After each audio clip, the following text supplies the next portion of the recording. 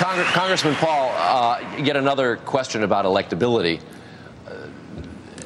Do you have any, sir? There's always the question as to whether or not you are, in fact, viable. Your differences with the Republicans with the rest of the Republicans on this stage has raised questions about whether or not you can actually win the Republican nomination, sir.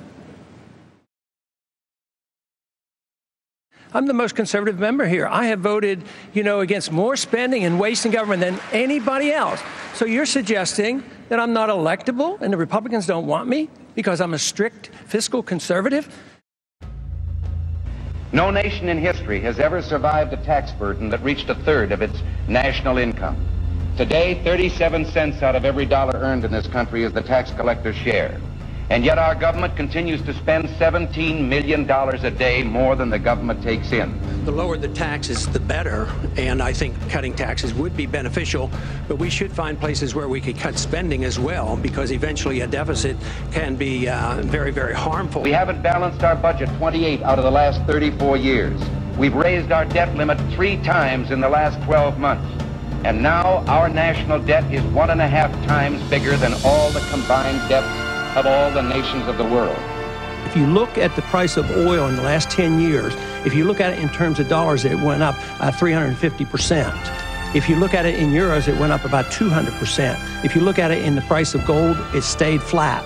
It's the inflation, it's the printing of money, it's the destruction of the value of the dollar. And we've just had announced that the dollar of 1939 will now purchase 45 cents in its total value. When you destroy a currency by creating money out of thin air to pay the bill, the value of the dollar goes down and people get hit with a higher cost of living. In addition, was Barry Goldwater so irresponsible when he suggested that our government give up its program of deliberate planned inflation, so that when you do get your Social Security pension, a dollar will buy a dollar's worth and not 45 cents worth? They've called it insurance to us in 100 million pieces of literature. But then they appeared before the Supreme Court, and they testified it was a welfare program. They only used the term insurance to sell it to the people. And they said Social Security dues are a tax for the general use of the government. And the government has used that tax. There is no fund. Because Robert Byers, the actuarial head, appeared before a congressional committee and admitted that Social Security, as of this moment, is $298 billion in the hole. It's a mess, and it proves that the government is not very good at central economic planning, even for retirement. But the money was taken from the people with good intention, and we should do our best to return it to those that have taken it. But we need to allow the young people to just flat out get out of the system, because I'll tell you what, if you have the government managing these accounts, it's not going to work. No government ever voluntarily reduces itself in size. So government programs once launched never disappear. Actually, a government bureau is the nearest thing to eternal life we'll ever see on this earth.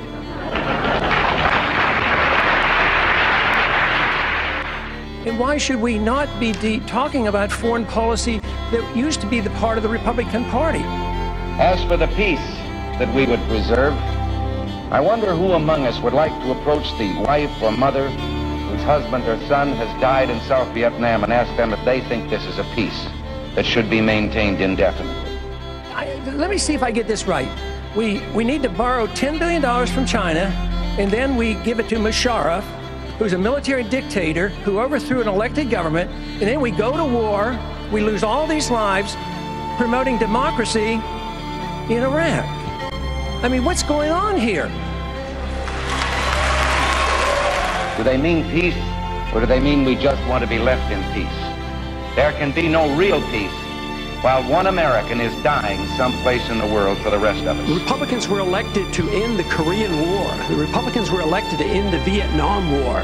There's a strong tradition of being anti-war in the Republican Party. It is the constitutional position. It is the advice of the founders to follow a non-interventionist foreign policy. But we're against doling out money government to government, creating bureaucracy, if not socialism, all over the world. We set out to help 19 countries. We're helping 107. We've spent $146 billion.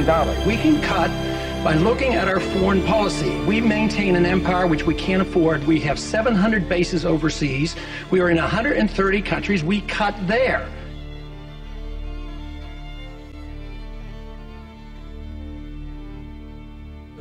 When Ronald Reagan became a Republican, he said he hadn't left the Democratic Party, the Democrats had left him. Given your differences with the other gentlemen on the stage, has the Republican Party left you? Have these gentlemen left the Republican Party?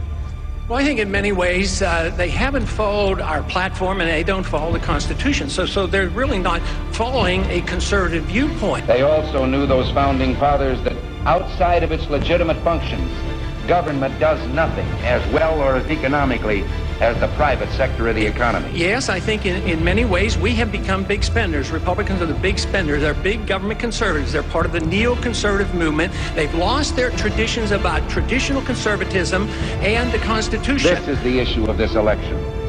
Whether we believe in our capacity for self-government or whether we abandon the American Revolution and confess that a little intellectual elite in a far distant capital can plan our lives for us better than we can plan them ourselves. And now, all of a sudden, just in this short period of time, we have accepted the Democrats' position on foreign policy, on entitlements, on deficits.